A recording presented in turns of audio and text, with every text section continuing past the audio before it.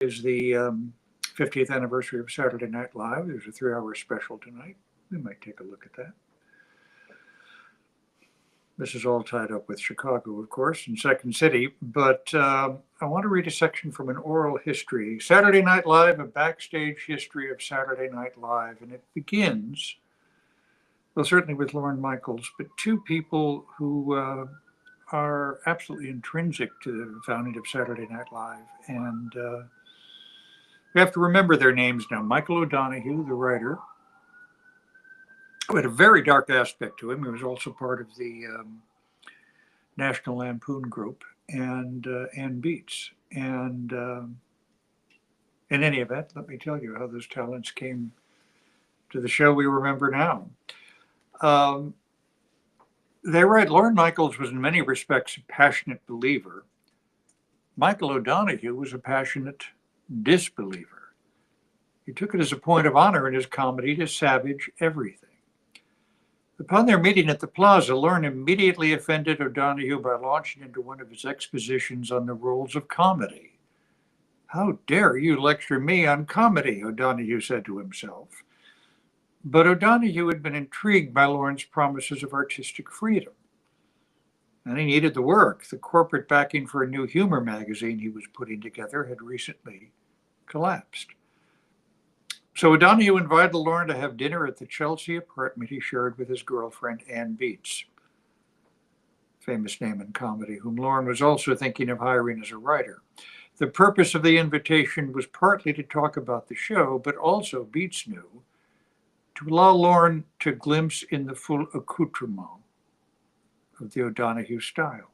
How was my pronunciation? Excellent. Thank you, darling. O'Donoghue and Beats lived on the parlor floor of an elegant 150-year-old brownstone. It had high ceilings, mahogany woodwork, beveled mirrors, marble fireplaces, and Corinthian columns.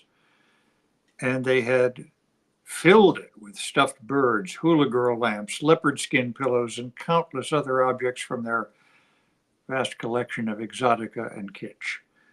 It was said among their friends that Beats and O'Donoghue endured their tumultuous affair as long as they did, mainly because neither could bear giving up the apartment. Ann Beats herself added considerably to the atmosphere. On her forays with O'Donoghue through the shadowy corners of New York's modern cafe society, she played Zelda to his F. Scott Fitzgerald, dressing in 30s blackless dresses, veils, seam nylons, and high heels. Beats, 28, had been the National Lampoon's only female editor, and her humor, like O'Donoghue's, was dark. Volkswagen successfully sued the Lampoon for a parody she wrote of their magazine ads. Boy, do I remember this. Beats's version had a picture of VW floating upside down on a lake. And the headline, if Teddy Kennedy drove a Volkswagen, he'd be president today. She was every bit as biting in person. Her aggressive sarcasm often seemed calculated to challenge and offend. O'Donoghue liked to say that Beats burned her bridges before she came to them. When Lorne arrived with Tom Schiller for dinner, Beats typically went straight to the attack, seeing she had seen the Lily Tomlin specials they had done, but hadn't liked them. Too feminist, she said, too self-conscious. She preferred Cher's specials. They were unintentionally funnier, and she'd like to see the outrageous gowns Cher wore. Beats and O'Donoghue made it clear they had no use for television in general. They called it a lava lamp with sound. Lorne held his own. When Beats asked why the show was called Saturday Night, he said so the network can remember when it's on. He seemed to believe what he was saying about creative freedom and risk, and he obviously had ideas. It was clear, too, he had more class than the ordinary medallion bedecked TV hack from Hollywood. He was, after all, a man in search of a salon, and could therefore appreciate, if not necessarily believe, O'Donoghue's boast that the Lampoon dinner parties in their heyday would have left those who sat at the famous Algonquin Round Table so speechless, so sharp and fast was the wit displayed. So O'Donoghue and Beats joined the show, and through them, Lorne gained instant credibility in New York's Lampoon-connected comedy underground. One of those impressed by O'Donoghue's presence on Saturday night was John Belushi. At the time, Belushi, 26, was creative director and star of the Lampoon's current off-Broadway revue, The National Lampoon Show. Of course, he'd been a star at Second City in Chicago, and like O'Donoghue, was considered by his admirers and himself to be a genius of comedy, whose talent justified his frequent lapses of decorum. Lorne, however, immediately offended Belushi by demonstrating that he failed to appreciate that genius. He arrived with his party in a limousine one night to see the Lampoon Show, then left halfway through the performance. Belushi was outraged. The stupid jerk, he said, had come only to see a performer he already knew. His old friend Gilda Radner. Gilda, 28, had by then become the first performer Lorne signed. He had seen her in a Toronto production of Godspell a few years before, and Lorne knew as soon as he got the deal that he wanted her for Saturday night. But she was in danger of being stolen by the comedian David Steinberg, who had offered her a job at a new syndicated talk show, forgive me, that he was starting. Gilda found deciding between the two suitors difficult. She'd liked Lorne, and his show sounded good, but it wasn't going on the air for another 6 months, and it was late night. Steinberg was talking immediate employment, 5 days a week at more than double the salary on Saturday night. Lorne had his manager, Bernie Brillstein, called Gilda to help persuade her not to do the Steinberg show. When he did, Brillstein explained that her exposure would be far greater with NBC's full network complement of stations than with Steinberg's piecemeal collection of individual stations and syndication. Still, she hesitated. Should I wait? She asked Lorne. I don't know, he answered, but I would say you have to, but yeah, I think you should. Before she was officially hired, Gilda had to be approved by Dick Ebersol. She came to NBC to meet him one morning in April, accompanied by a scruffy young friend she'd worked with in the Toronto company of Second City. He waited on a stool outside of Ebersol's office while Gilda and Ebersol conferred within. He wasn't introduced, but his name was Dan Aykroyd. Danny, just 22, knew Lorne well, besides being a guest on Hart and Lorne's CBC shows.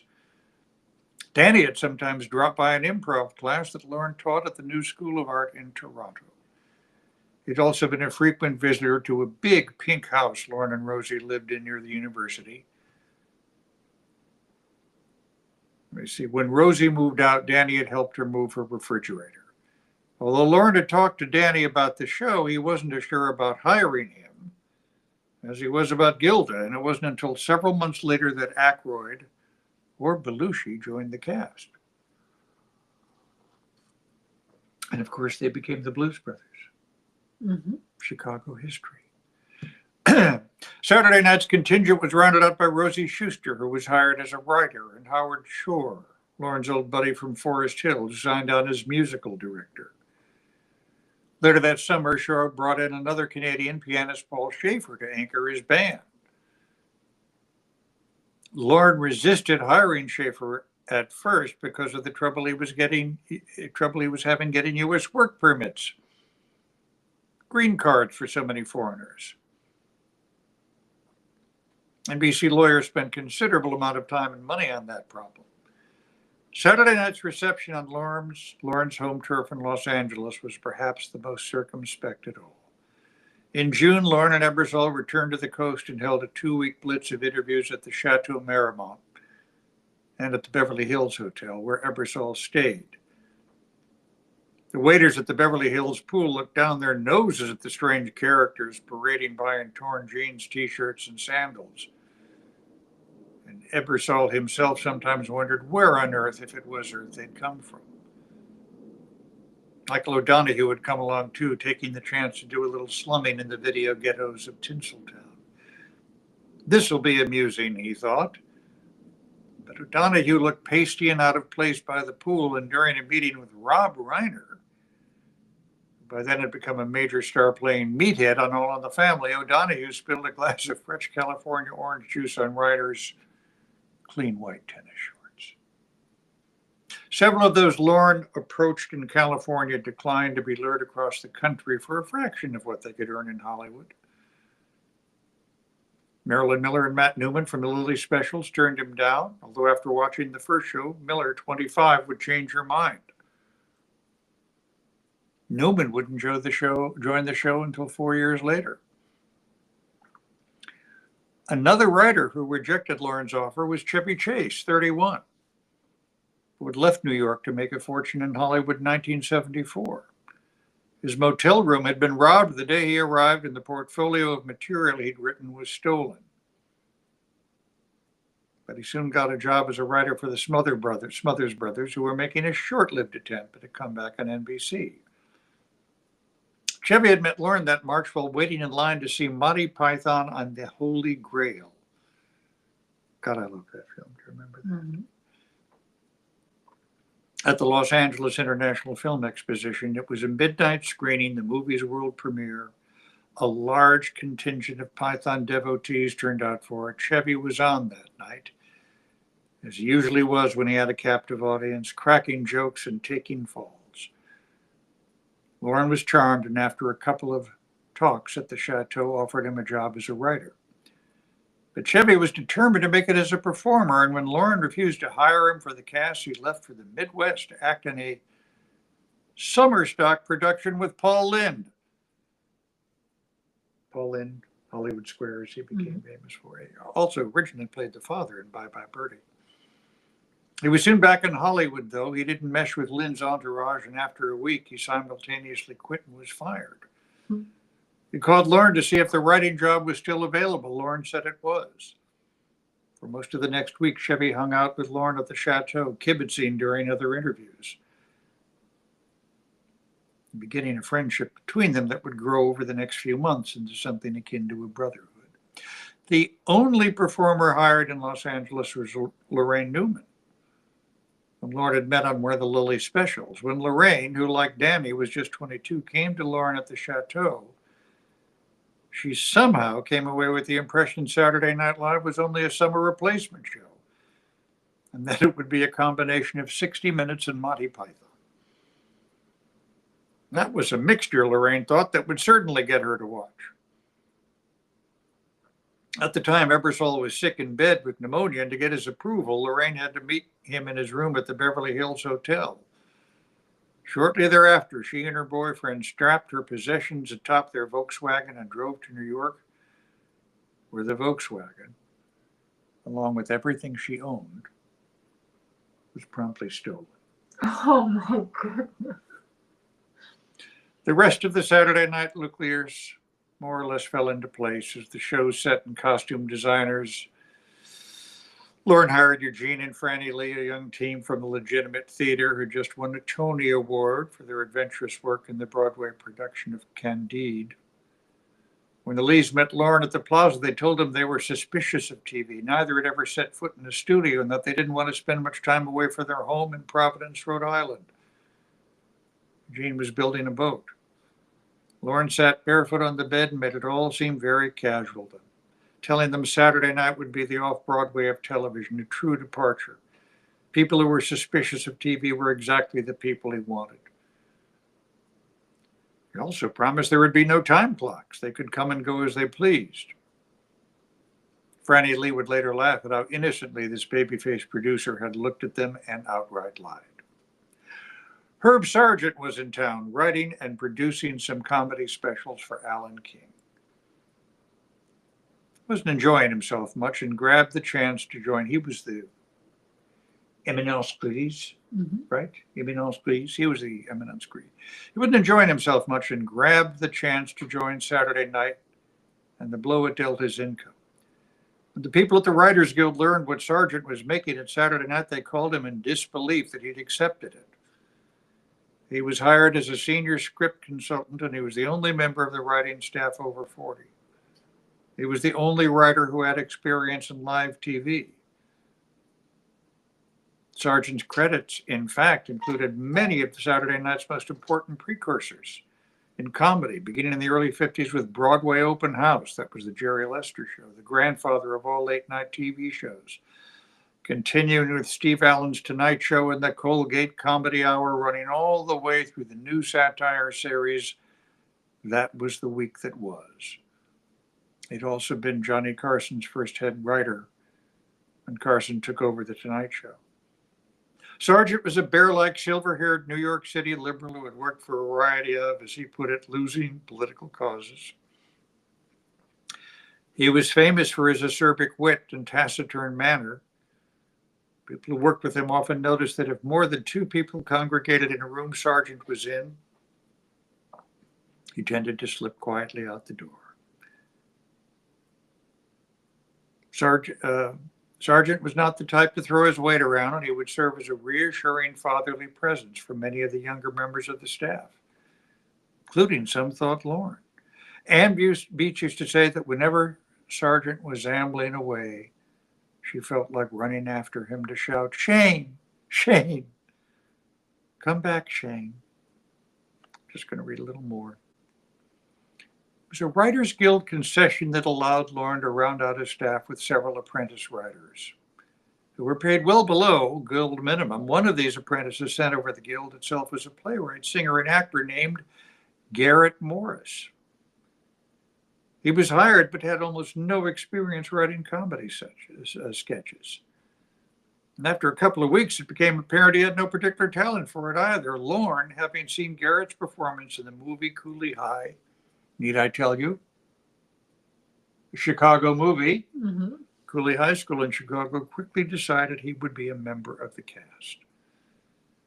Other than the receptionist, Garrett, 38, was the only black on the 17th floor. Many saw him as one of the first examples of Lorne's deeply ingrained aversion to hiring anyone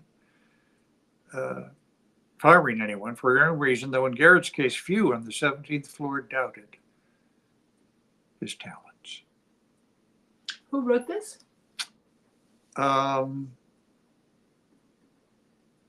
Thank you. I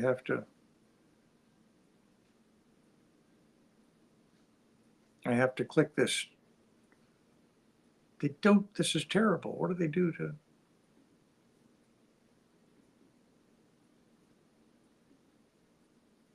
Sorry. Doug Hill and Jeff Weingrad. Wonderful. So thank you very much for being with us tonight on our open book. We might take a look at that 3-hour special. Yes, and we're still working on the chats to make sure that we can get them here and to have lively participation, which we have missed. Yes, and we think we can figure this out in a couple of days. Right? Yes. So thanks very much for being with us tonight in our open book. See you later. Take care. Bye-bye. I hit this, right? Yeah. Okay.